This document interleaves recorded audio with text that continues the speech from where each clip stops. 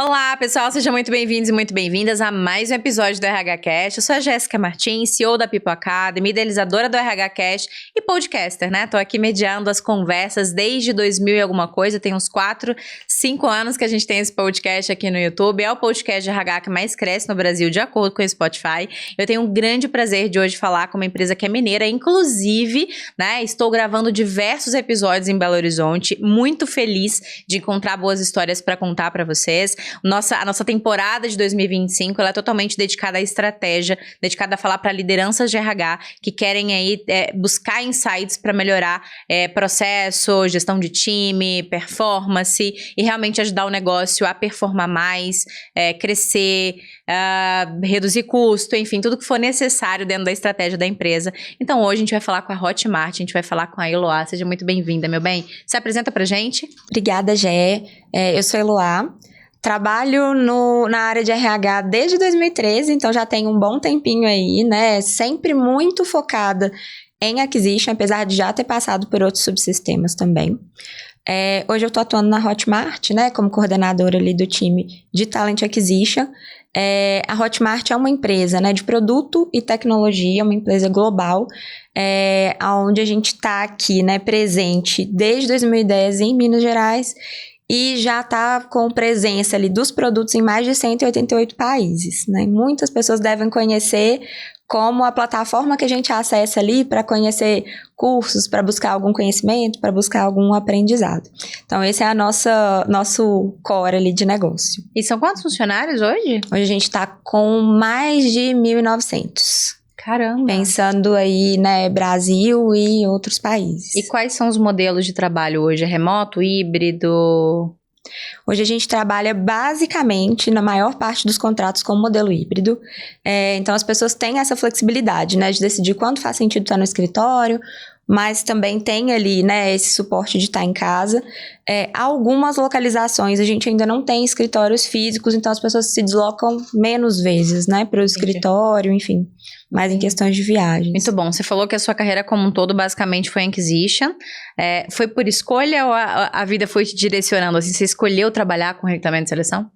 Na verdade, no início eu acho que foi direcionando e depois eu escolhi, assim, depois eu senti que era a área que eu mais gostava, porque eu já tinha passado por área de treinamento e desenvolvimento, comecei a conhecer um pouquinho da área de business partner, mas eu acho que a área de acquisition, ela tem muito a ver com a psicologia, né, que é a minha formação, a gente consegue colocar muito disso ali em prática, no entendimento do perfil das pessoas, né, nesse mapeamento ali, observação, do que faz sentido, né, em cultura, né, match, então acabou que foi ali por escolha no final das contas. Entendi, muito bom. Bom, como eu disse, a gente está falando aqui sobre estratégia, né? A gente vai direcionar lideranças de RH para entender alguns pontos estratégicos aqui ao longo do nosso ano.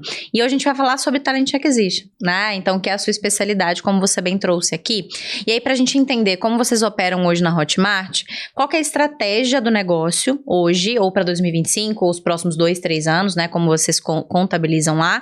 E qual que é a estratégia da área para suportar essa estratégia do negócio? Tá, vamos falar da estratégia para o ano, porque como a Hotmart é uma companhia, né, que começou ali como startup, escalou muito rápido, a gente ainda tem na veia essa questão de mudanças e recalcular rotas sempre que precisa para ajustar o melhor alcance dos produtos. E um ponto importante que, apesar de não ser startup mais, lida com um mercado que é muito ágil, né? Que muda muito rápido. Então, os próprios clientes, de alguma maneira, ditam essa velocidade também, né? Isso. A gente fala hoje que é o mercado de creator economy, né? Sim. Onde a gente vai ali tá basicamente fazendo produtos que vão ajudar a vida de criadores de conteúdo. Então, como é algo que tá ali online e tudo muda muito rápido, as tendências, a gente precisa estar sempre recalculando as rotas para realmente conseguir atender esse perfil de cliente. Então, pensando na estratégia, né, de 2025, hoje, nosso foco é crescer na América Latina.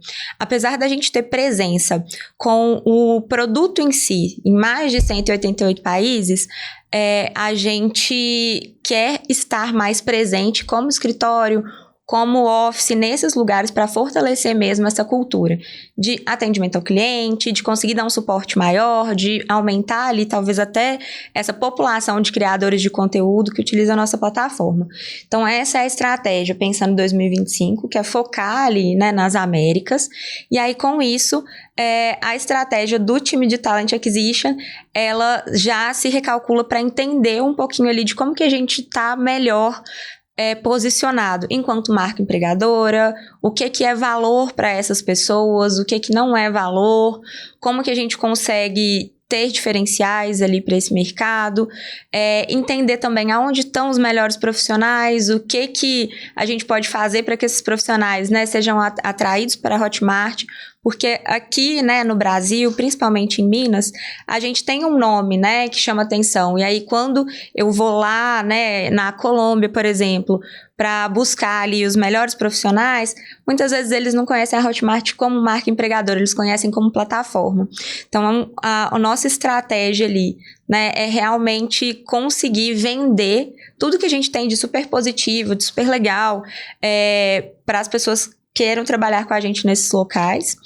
E também, por outro lado, como é um momento onde a gente está com uma baixa volumetria de expansão em Brasil, onde é o nosso maior volume de vaga, a gente aproveita ali como Talent Acquisition para fortalecer a parte de análise e de perfil, comportamento e cultura.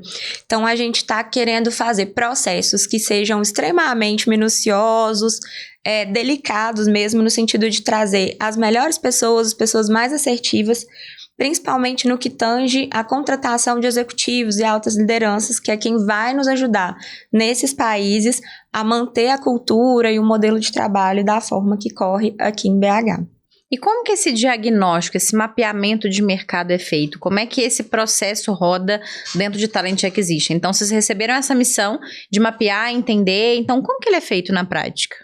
São várias frentes que acontecem na prática.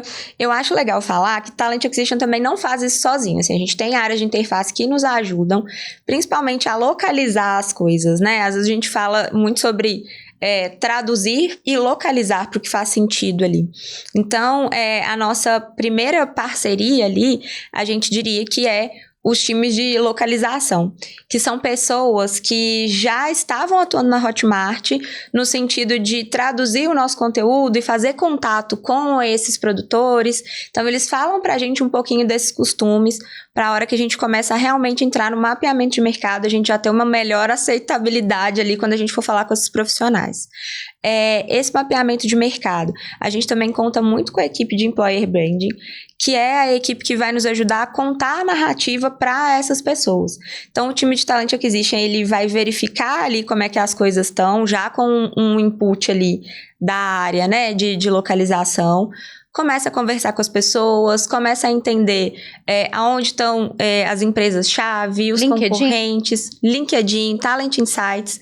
Hoje, assim, a gente pode dizer que nossa maior ferramenta para estar perto, né, de outros profissionais, de outras empresas, é realmente o Talent Insights e o LinkedIn, né, como um todo. Eu não conheço o Talent Insights, o que é? O Talent Insights é um produto da LinkedIn que ajuda a gente a fazer todo esse mapeamento do que realmente tem ali numa localização em relação a empresas, a profissionais. Então, ele ajuda muito no sentido de que se eu estou contratando para Belo Horizonte e eu preciso de um profissional de IA, por exemplo, ele vai me mostrar todos que tem cadastrados ali no LinkedIn e onde eles estão posicionados. Então, a gente usa essa ferramenta para mapear mercado ali, né? Nesses países que a gente está descobrindo, nessas novas cidades. E aí, a gente, com esse suporte, vai começando a entrar em contato com essas pessoas, vai fazendo bench também e vai começando a criar ali um pipeline de contatos. Muitas vezes não para abordar as pessoas, para elas já começarem a trabalhar conosco, já deixar ali pronto. Como que é essa abordagem, então? Como é que vocês fazem essa abordagem que não é para contratar de imediato? Geralmente, a gente já chega com essa ideia de trocar conhecimento. E aí, quando a gente fala de trocar conhecimento, não é só da gente extrair o da pessoa, a gente traz também o que a gente está fazendo, traz também um pouquinho do nosso negócio, apresenta a Hotmart, apresenta o que a gente tem enquanto empresa, né? Os benefícios para os colaboradores, e a gente vai trocando. Seja com profissionais de áreas mais estratégicas, até com profissionais que estão em áreas mais operacionais, que são áreas que provavelmente a gente vai precisar de contratar. E aí a gente fazendo esse bom relacionamento, na hora que a gente aborda, a gente já diz que é para se conhecer, que é para trocar uma ideia. Fazendo esse bom relacionamento, a gente vê quem que tem interesse e quem talvez ali vai estar apto a ficar nesse pipe ali para uma próxima oportunidade. E aí quando a gente efetivamente tem as oportunidades, a gente faz contato com essas pessoas. Muitas vezes essas pessoas até nos indicam mais pessoas e a gente vai fazendo esse network, sabe? Enquanto rede. E aí, quando a gente fala de contratação, principalmente de executivos, de alta liderança, é uma ótima prática fazer esses benches, né? Porque ali, além da gente passar conhecimento para eles passam conhecimento para a gente que vai ajudar para o negócio em si, a gente já vê, assim, né, o que tem de match ali com esses profissionais e o que vai fazer sentido, talvez, para uma futura conversa. E aí... E as pessoas são receptivas para ter esse tipo de troca? São. As pessoas são bem receptivas para ter esse tipo de troca. Inclusive, a gente se surpreendeu muito com alguns mercados, né? Então, por exemplo, México, as pessoas são muito abertas, elas querem conversar, elas querem conhecer, têm interesse de saber também o que a gente está fazendo, porque eu acho que quando a gente fala com gerente sênior, VPs, eles querem saber dos negócios que estão chegando ali também. Então, eles estão abertos a fazer essas trocas, a fazer essas conversas, e acho que vai criando um network bem legal, assim, tanto para Hotmart, quanto também, né, para as outras empresas, a gente vai se colocando ali à disposição para fazer essas trocas. E como é que vocês nutrem o pipeline tecnicamente falando, assim? Você pode falar a plataforma que você usa hoje? Você pode falar qual é e por que ela é boa para vocês? Não precisa falar das passadas, mas no sentido de o que não funcionou pra gente, né? O tipo de plataforma que não funcionou pra gente, por que essa funciona, pra gente entender até mesmo a complexidade da parte de Talent Acquisition e por que esse tipo de plataforma funciona. Você fala no sentido de plataforma de ATS mesmo. De ATS. Tá. Hoje a gente está utilizando o Greenhouse. O Greenhouse foi muito importante para a gente, assim, principalmente por ser uma plataforma global. Perfeito. E isso tem ajudado demais, assim, a gente fazer candidaturas que sejam mais objetivas, a gente conseguir guardar muito histórico, e aí falando, né, muito para as pessoas aí que estão à frente de seus times de Talent Acquisition, a Greenhouse ajuda a gente demais com indicadores e com guardar os históricos das conversas, dos candidatos, das pessoas que a gente já viu. Coisa que as outras plataformas não fazem. Das últimas que a gente tentou, a melhor, assim, em trazer esses indicadores, esses insights, eu diria que é a Greenhouse. Entendi. Então, foi uma ótima escolha. A gente trocou, acho que a gente já vai ir pro nosso 3º ano com eles, assim. Então, tá sendo uma parceria bem legal, uma parceria de muito benefício, assim, pra Hotmart. E ela nos ajuda muito nesse sentido de manter esses contatos à mão, sabe? A gestão desses contatos, a gente não perder as pessoas, a gente sabe com quem que cada analista conversou, como que foram essas conversas, e a gente consegue guardar tudo ali. Então, ela é nossa ferramenta principal para fazer essa gestão de processo seletivo. Pensando em América Latina, né, no objetivo da Hotmart hoje, como é que é o mapeamento de headcount? Assim, vem pronto, né? Então, a gente vai começar por esse caminho, ou não, aí o RH que traz essa sugestão com base na estratégia? Esse é um ponto, já que é mais delicado, eu diria, assim, para a gente falar no nosso cenário hoje. Eu sinto que a maior parte dos inputs de tipo, precisamos investir ali, precisamos contratar nesse lugar, vem dos líderes das áreas. Então, falando de Latinoamérica, hoje a gente tem ali, né, um VP que ele é super ativo, ele é nativo ali da região, ele conhece, e ele tá sentindo ali no feeling o que o produto tá precisando ali. Então, um exemplo, né, nesse caso, a gente percebeu por ele que a gente precisava muito de melhorar o atendimento ao cliente lá. Então, ele começou a trazer nas outras conversas, nas falas do dia a dia, com até outras posições que a gente estava trabalhando, um pouquinho dessa necessidade. E com isso, os nossos analistas estão ali bem perto para fazer as outras vagas, para fazer os contatos do dia a dia, a gente vai começando a entender ali onde que tá doendo. Então, às vezes, até mesmo antes deles saberem que eles vão realmente contratar ali aquelas pessoas, os analistas de acquisition já estão ali mais ou menos de olho nos profissionais que vão ajudar a sanar essa dor, porque eles estão bem perto ali do dia a dia do negócio. Então, uma vez que o negócio realmente entende que ele precisa daquilo, geralmente eles vêm direto em Talent Acquisition, mas a gente aconselha, né? A gente gosta de colocar a equipe de Business Partner para conversar. E é a equipe também que vai fazer essa ponte com o Finance para entender o que eles têm de budget, onde eles podem alocar esses recursos, quantos recursos. Então, eles fazem essa conversa ali mais estratégica em relação a budget.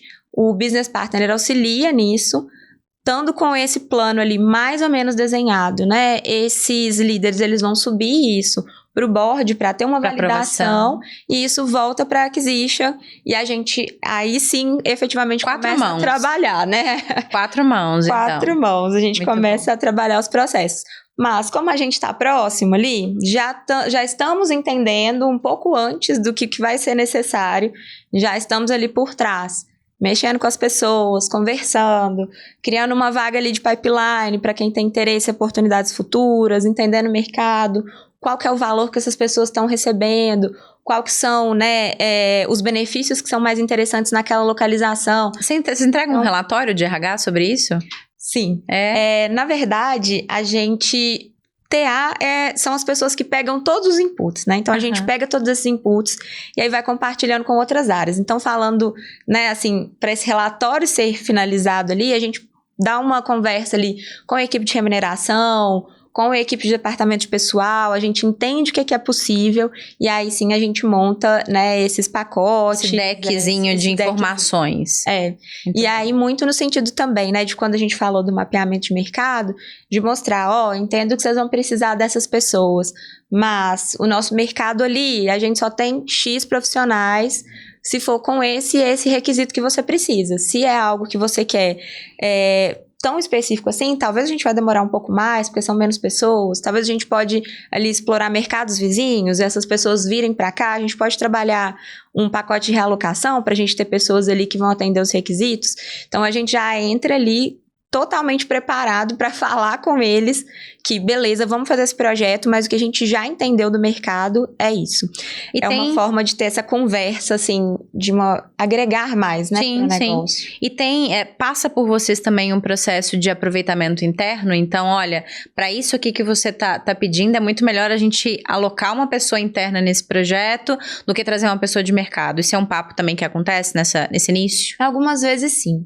Quando a gente fala, principalmente, de localização, né, de países diferentes, o maior volume tem que ser de lá, até para a gente conseguir absorver um pouco da cultura e, aos poucos, ir se colocando ali de uma maneira Hotmart de ser, talvez, né, dentro daquele mercado.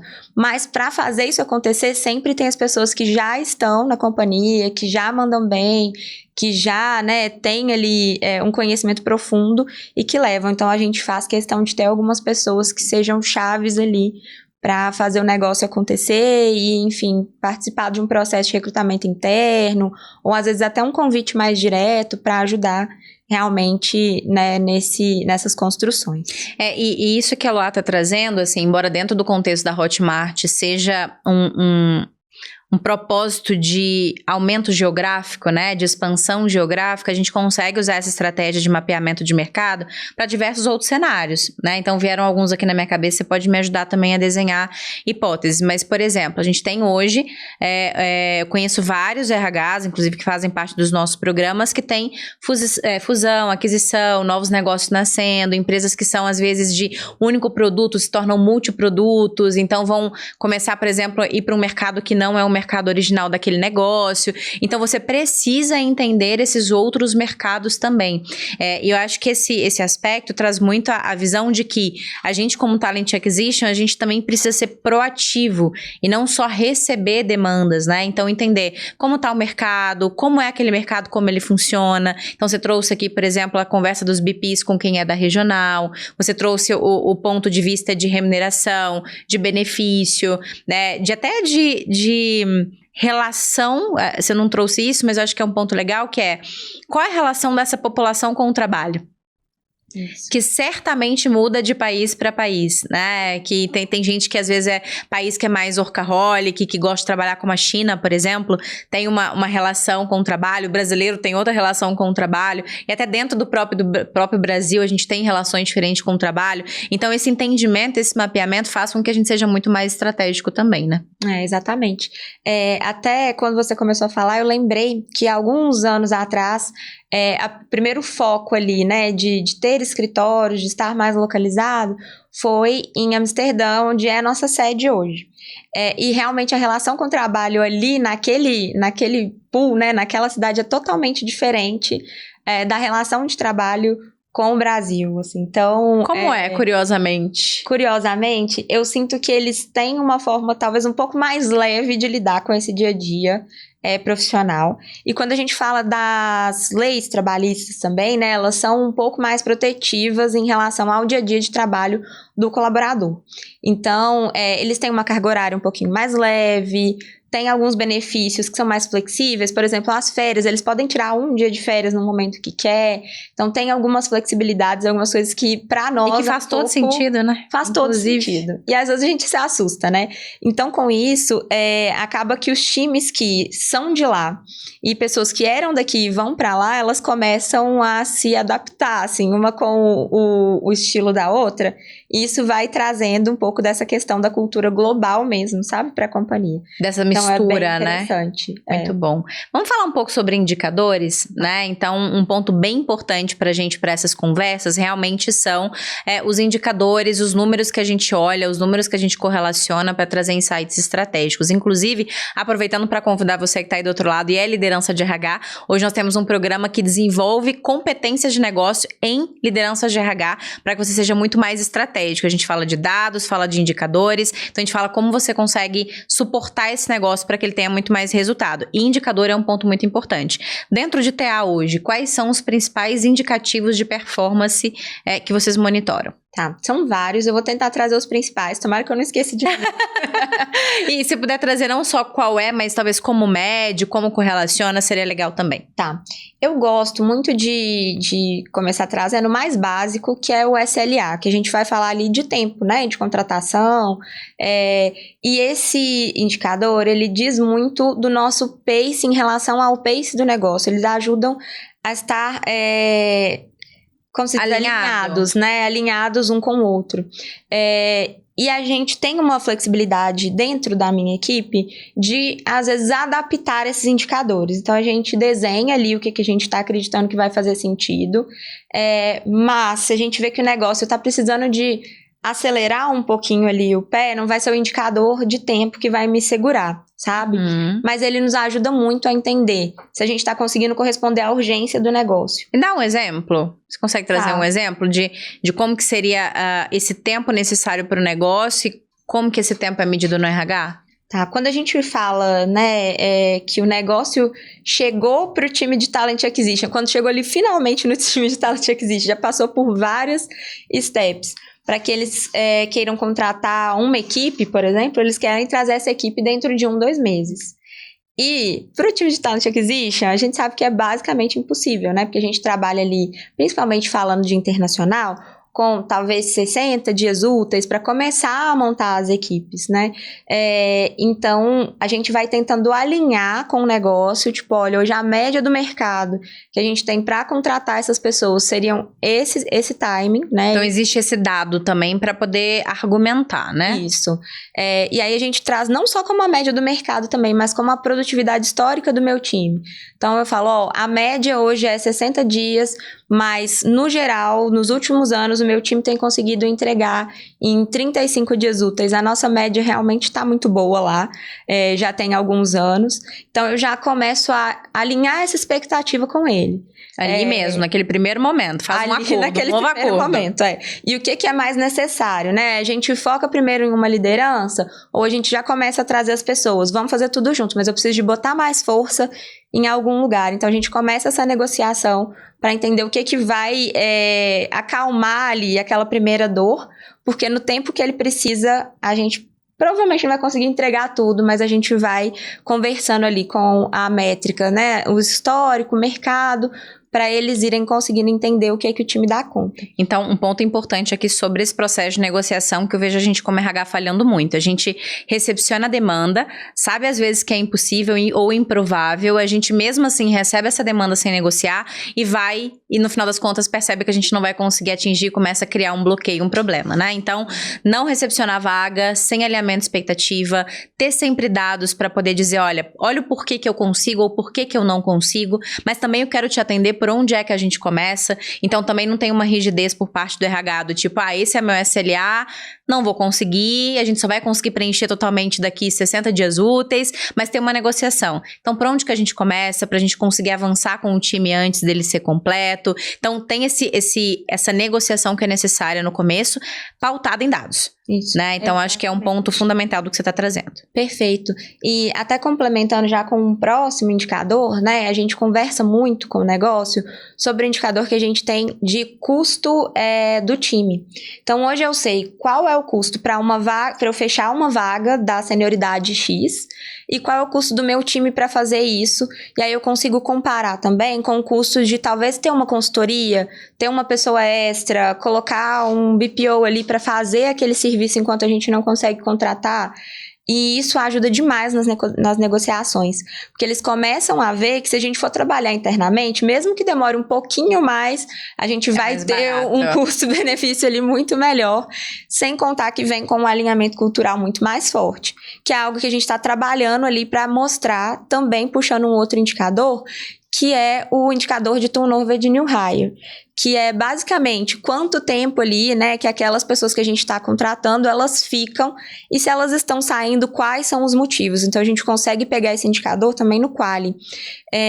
Então, eu junto ali, né, olha, se a gente for colocar uma consultoria, a gente corre o risco desse new hire talvez não ser tão compatível em cultura. E dá até para você correlacionar ao longo do tempo, não sei se você já tem histórico para fazer isso, mas dá para correlacionar o tempo de vida, de permanência das pessoas que vieram de consultoria e as pessoas que vieram por contratação interna, né? Perfeito, a gente consegue fazer essa correlação.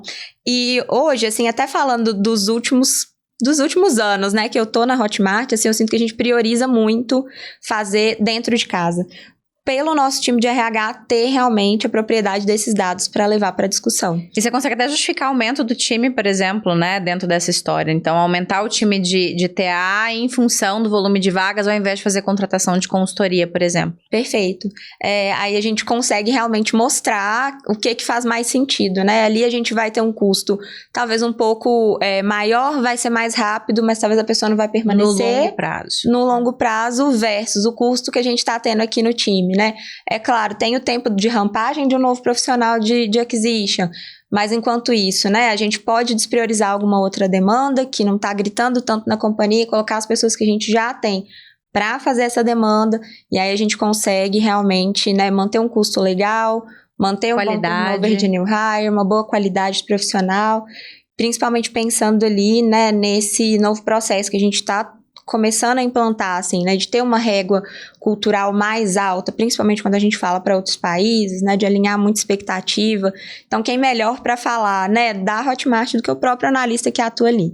Então, gostamos muito de levar esses indicadores para a discussão, para a gente conseguir manter o crescimento saudável do time de acquisition, assim, e para que o time tenha realmente, assim, esse ownership de seleção e de que eles conseguem fazer, de que a gente vai resolver ali dentro de casa, assim, tem dado muito certo. E toda essa história que você está contando, ela é muito interessante porque faz a gente pensar não somente no curto prazo, né? Então a gente custa olhar para indicador e conseguir tomar a devida decisão, mas quando a gente olha, a gente está olhando no curto prazo. Então se a gente olha, por exemplo, o valor de investimento de uma companhia num time de talent acquisition, às vezes um pouco maior, eventualmente ele vai ser maior do que pagar uma consultoria.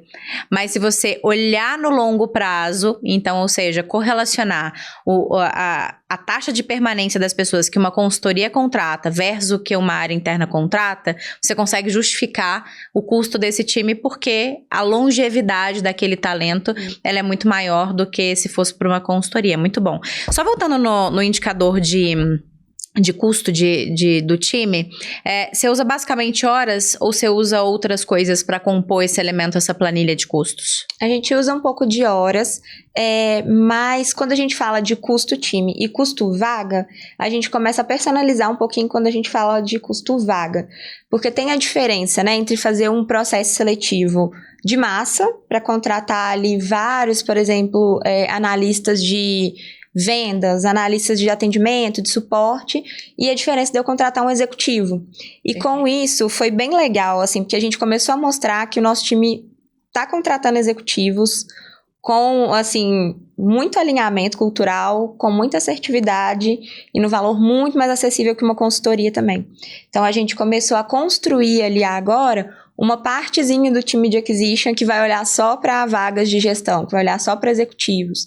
E aí, com isso, a gente foi especializando, assim, esses silos dentro do time, porque hoje a gente consegue mostrar esse valor, assim, da entrega e do custo que a Hotmart tem com esses analistas. Assim. Muito bom. Quais outros indicadores? Você tem mais algum exemplo para trazer? Deixa eu ver. A gente falou do turnover, falamos do custo, do SLA. A gente também olha muito a questão de vagas de aumento de quadro ou de substituição. Para a gente é um indicador muito positivo quando a gente tem menos substituições para fazer. E a gente está trabalhando ali mais aumentos de quadro, porque são realmente necessidades da empresa de crescer aquele negócio, de talvez ter um novo projeto. E isso é uma realidade muito forte ali dentro do nosso negócio. Porque, por exemplo, meio de pagamentos. Agora, a nossa plataforma ela tem o próprio meio de pagamento.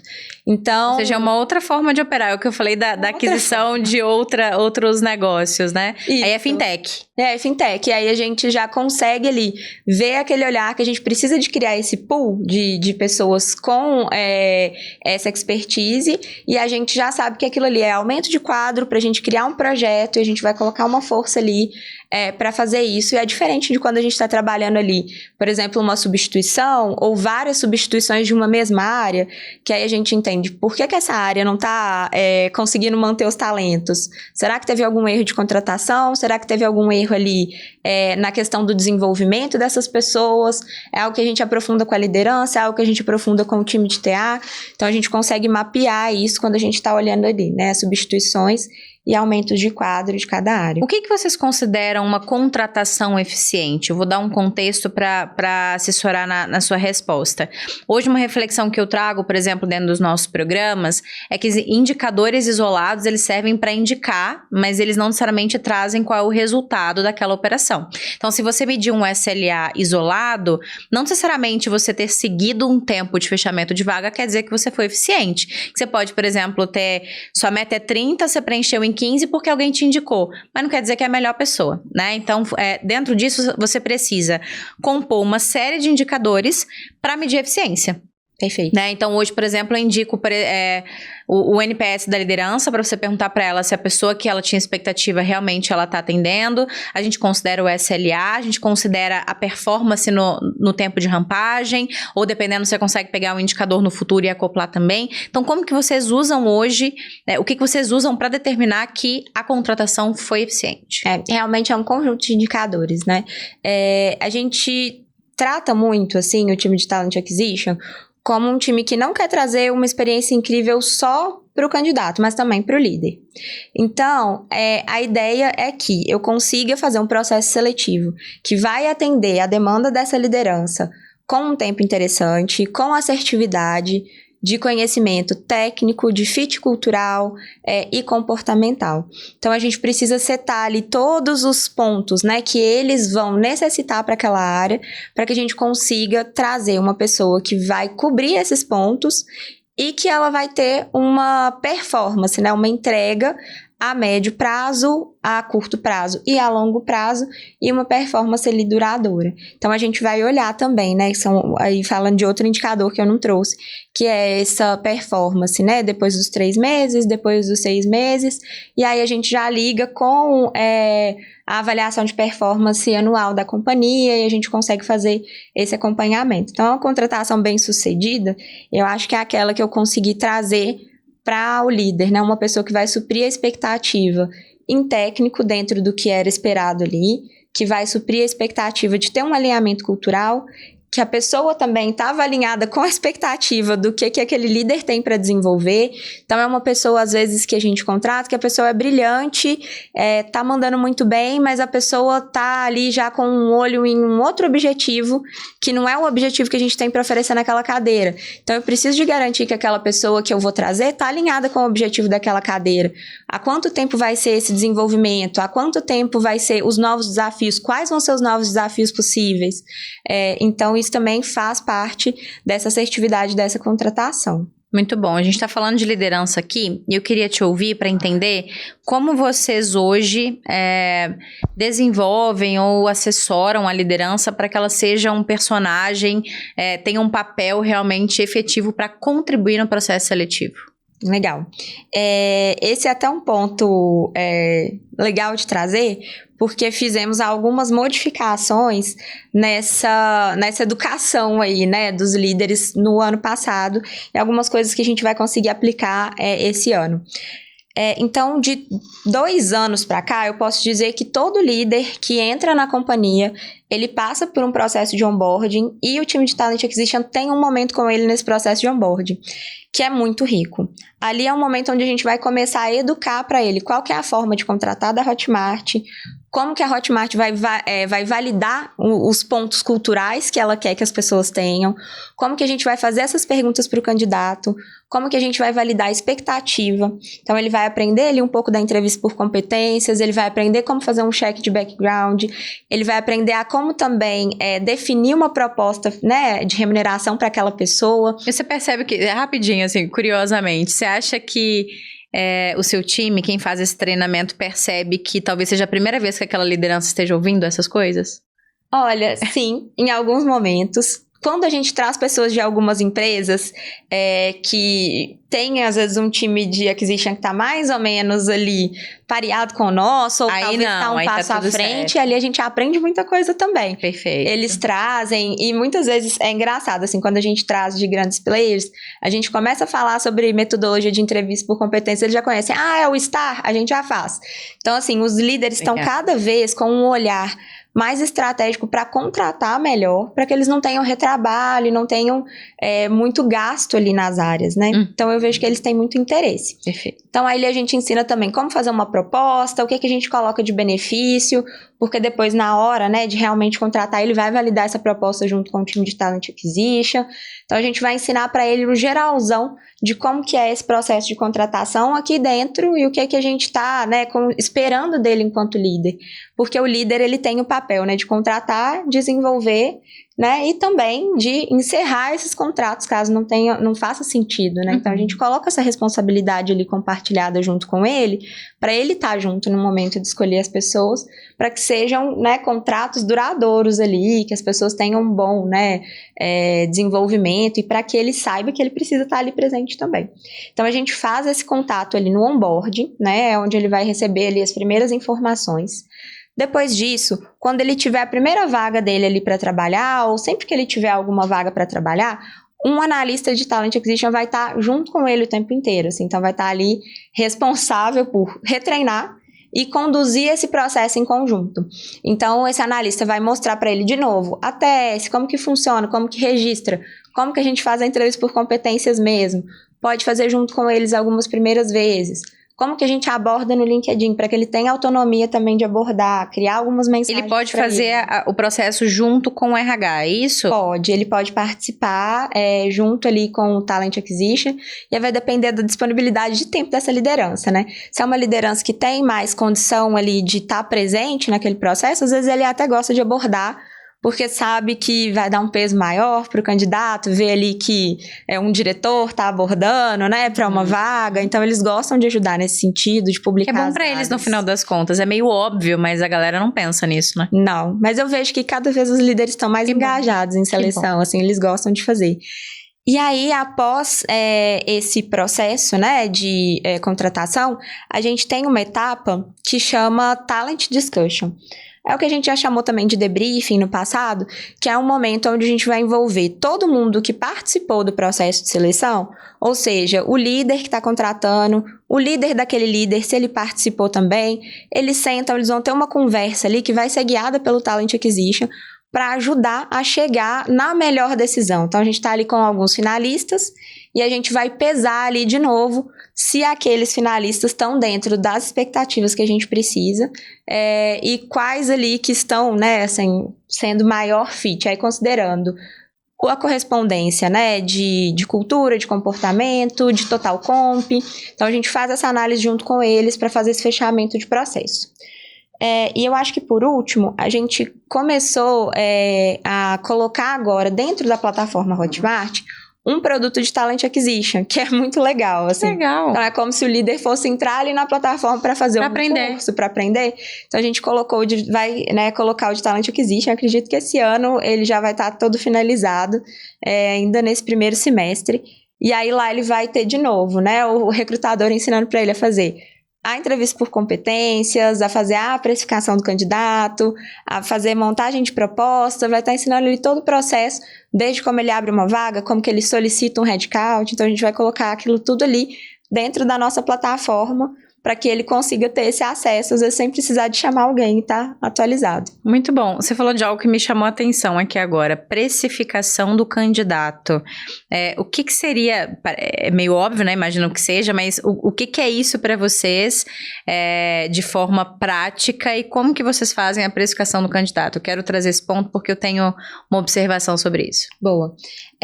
Quando a gente vai contratar, né, é muito importante que os líderes atentem, assim, né? Não só para o que a gente tem a oferecer, mas sobre o que o candidato já tem e o que ele vai deixar na mesa. Então, nosso interesse não é de forma nenhuma fazer com que a pessoa venha perdendo algo. A gente precisa de ser atrativo. E algumas vezes também o líder tem que saber que a gente não vai conseguir ser atrativo e que, infelizmente, assim, né, a gente não vai conseguir realmente trazer aquela pessoa por essas questões.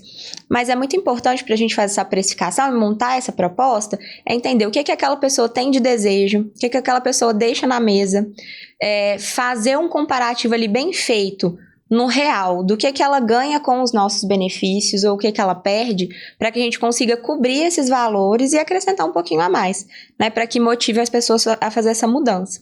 E aí, antes disso, a gente vê também um pouco das competências que ela tem, que ela vem trazendo ali de acordo com a vivência dela, para a gente encaixar ali dentro de alguma senioridade, de algum grade que a gente entende que faça sentido. Então, eu vou ver ali o conhecimento técnico, a bagagem, a postura, entender como que é a senioridade daquela pessoa, não só tecnicamente, mas também no posicionamento, na fala, se for um líder, qual que é o conhecimento de gestão de pessoas. Aí eu vou encaixá-la dentro desse grade, vou ver tudo ali que ela tinha de total comp e vou bater com o total comp que eu posso oferecer para esse grade.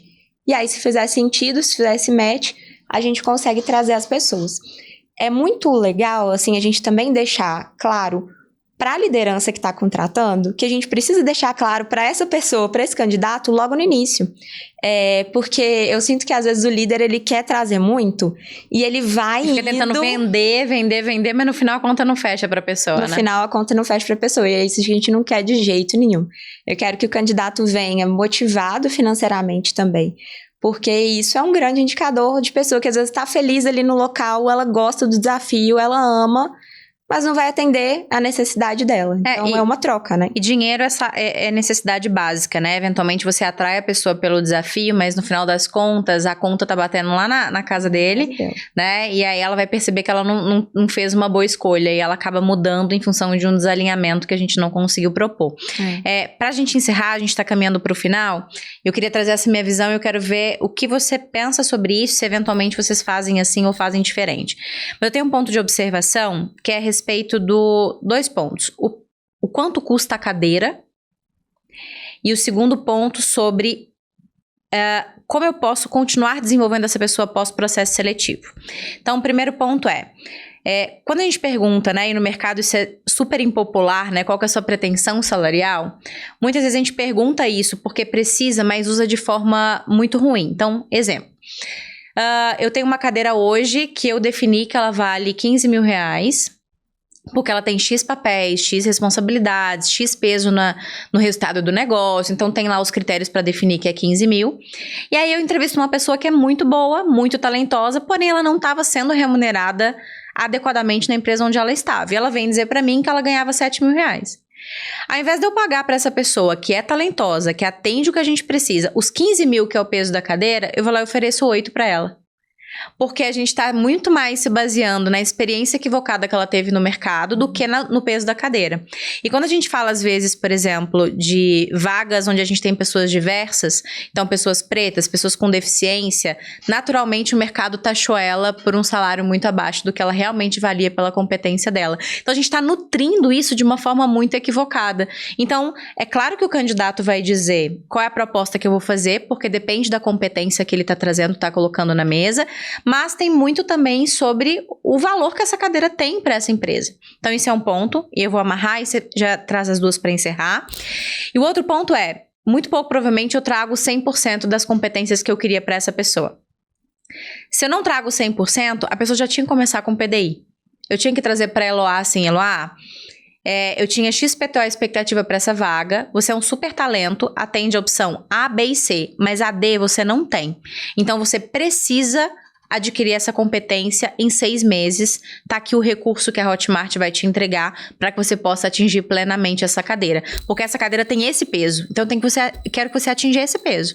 Então, queria te ouvir, queria entender o que você pensa sobre isso e o quanto efetivamente talvez vocês estejam nesse caminho de olhar para o peso da cadeira e não só para a remuneração da pessoa no mercado e continuar desenvolvendo uma competência que você precisava quando você tinha que contratar a pessoa. Legal. São pontos muito importantes. Eu gosto desses pontos porque eu acho que, como Talent Acquisition, a gente tem que olhar o lado da empresa, mas a gente tem que olhar muito mais o lado do candidato, porque a gente sabe que o candidato que não tá feliz, ele não vai... Ele te dá outros problemas no futuro. Ele vai dar outros problemas no futuro e eles estão certos, né? Porque a pessoa... Como nesse caso que você disse, se a pessoa tá numa cadeira que vale 15 e ela entrou com 8, ela rapidamente vai entender, conversando com os pares, com colegas, que ela tá numa cadeira que vale mais. E isso vai criar um mal-estar muito grande dentro da companhia. Então, a nossa ideia é realmente trazer a pessoa pro peso da cadeira. A gente tem faixas, então ali dentro de uma cadeira, por exemplo, eu posso começar ali numa faixa de 13 até 15, por exemplo, e transitar com essa pessoa dentro da faixa dessa cadeira à medida que ela for amadurecendo ali, que ela for entregando todas as competências que ela precisa. Mas se a pessoa está pronta, se a pessoa está ali com o desenho, o escopo que a gente precisava, se ela tem, né, esse peso dessa cadeira, por que eu vou fazer uma proposta abaixo para ela? E eu não posso trazer ela desenquadrada também, né? Eu não posso colocar a pessoa X... Mais um problema que você vai criar, né? Mais um problema que eu vou criar, porque ela vai estar desenquadrada de acordo com os pares, a coerência interna vai ficar esquisita, às vezes essa pessoa vai ter ali, né? Se a gente está falando de uma liderança, ela vai ter liderados que vão ter uma remuneração muito similar à dela e que vão estar fazendo entregas totalmente diferentes. Então, a nossa ideia é sempre tentar colocar a pessoa dentro da cadeira que a gente precisa. Pode acontecer de, às vezes, a pessoa ter mais que a cadeira e a gente precisar de esticar um pouco essa cadeira ou criar até uma nova cadeira. Perfeito. Mas a gente não tem problema nenhum de trazer uma pessoa que tá compatível e fazer um grande ajuste ali para ela, né, de remuneração. Eu acho que a pessoa vem até mais engajada, vem até mais, assim... né, também ciente do que ela precisa de entregar, né, de qual que é esse valor ali do trabalho que ela vai fazer. E o outro ponto de desenvolvimento, sobre de desenvolver, continuar desenvolvendo a competência. Ótimo, isso é perfeito. A nossa ideia é muito no sentido de que, como o líder, né, o hiring manager, ele é o centro desse processo, e eu tô criando ali, né, um ambiente onde eu vou dar tudo o que ele precisa para ele fazer a melhor escolha de contratação, ele vai ter ali, né, uma pessoa técnica que vai ajudar ele a tomar essa decisão, uma pessoa de recrutamento e seleção que vai dizer para ele ali os pontos que essa pessoa que a gente está trazendo precisa desenvolver, que esse líder tenha isso tudo documentado ao final do processo, para que ele comece a trabalhar ali já o PDI com aquele profissional. Então, quando a gente termina, né, a avaliação de um candidato, esse líder ele vai receber um dossiê ali, a gente fala que é um parecer, né, do que a gente reparou ali de pontos daquela pessoa. E quando ele topa contratar, ele sabe os pontos que a gente tem, né, que estão ali de destaque e os pontos que tem de desenvolvimento também. E aí já fica na mão dele ali, com as ferramentas de desenvolvimento que o time de talent, mas aí já é outra parte, né, de talent development, dá para ele acompanhar esse desenvolvimento. Então, enquanto Acquisition, a gente faz questão, assim, de entregar esse parecer ali de cada pessoa para que ele saiba como desenvolver. E é um grande desperdício a gente não usar as descobertas que fizemos na hora de contratar uma pessoa para continuar o desenvolvimento dela. Eu falo que em muitas empresas esse dossiê ele é jogado no lixo e aí a gente começa de novo um processo de conhecer a pessoa naquela cadeira para entender o que ela precisa ser desenvolvida. Acho que é um grande desperdício. Sim. Meu bem, foi um grande prazer falar com você. Obrigada, prazer foi meu. Muito obrigada pelo seu tempo e disponibilidade. Agradeço você também, vou pedir pra você deixar seu recado final já, deixar seu LinkedIn também, mas agradeço você que esteve com a gente até o final desse episódio, espero que você tenha gostado, tenha gerado insights para você.